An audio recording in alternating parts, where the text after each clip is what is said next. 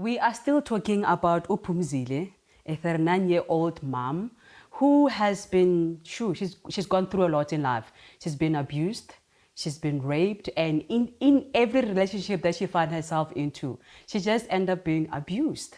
And she's now ready to be a better mother to her daughter and her sons. So she's here because she needs help. And Zandi actually is helping more on that. So as we're saying, Coach, we need to break this down so that we can get to the source of what the problem is. Yeah. And unfortunately, we've been given this idea that healing is a one-size-fits-all. You know, in the church, we call it demons. In Doga Pumzile. In psychology, we call it different things. There's triggers. We call them triggers. Yeah. So she triggers these people, and we're not blaming her, but we're saying she presents herself in this relationship. Remember, a relationship has two people.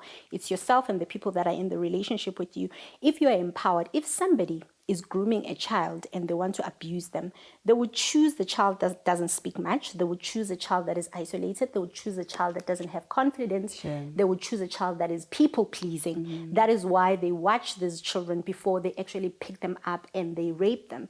A person that abducts a child or a person that rapes a child wouldn't normally look for a child that is vocal or a child that speaks up. Yeah. A man that would abuse somebody, remember, it's all about power. A man that wants to rape you or rapes you, it's all about power. But if you've got power yourself and you present in this relationship as somebody who is quite sure of who she is, then it's not likely that that man will try that with you. Even the slapping, it's a test of will.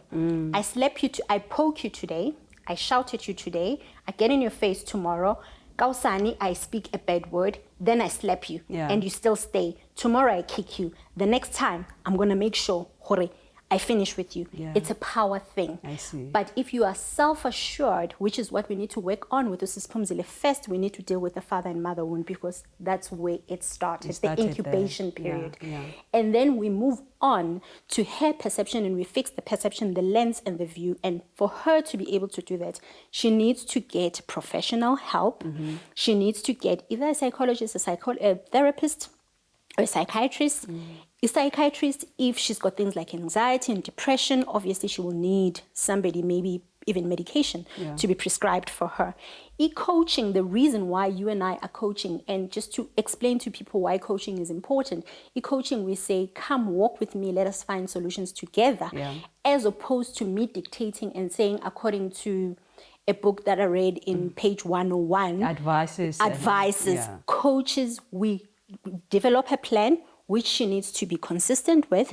It needs to be, I like that she came to us. She's ready. She is ready. Because abuse, if you are not ready, it's like addiction. If you are not ready, we are going to speak, we are going to preach, we're going to do these shows, and then we will go back to being the same. It is the same with salvation as well.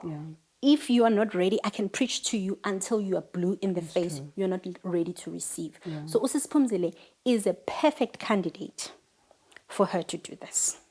So you are saying that we need to work on our identity as a woman, basically. Correct. That's how we gain power. Yes. So Upumzile must start there, to gaining her power back. Absolutely. But how does she then, what can she do that she can do practically to try to gain this power back? Usis Pumzile, first and foremost, she needs to forgive herself. She needs to forgive that little girl that she keeps on blaming that she didn't protect her mother. It wasn't her place.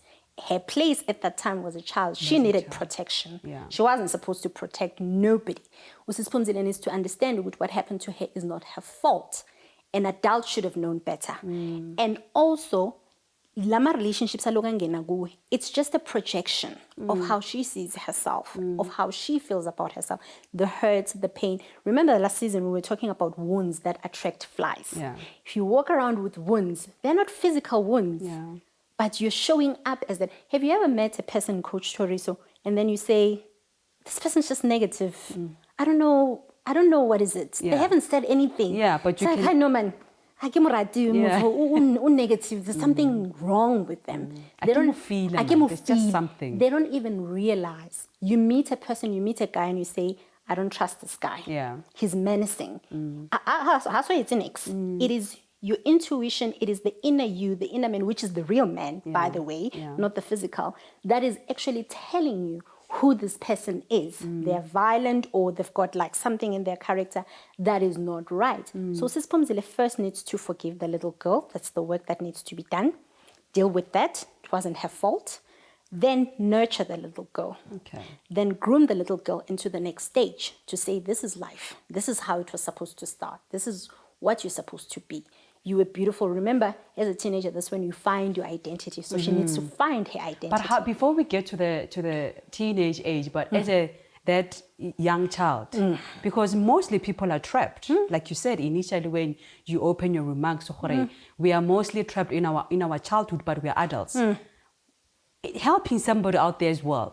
What is it that I can really look into myself to see, am I trapped or am I fine? Or, what is it that I need to look within me, perhaps? Any person who doesn't feel validated in life, because your adult life is just a mirror of all the things that happened in the past.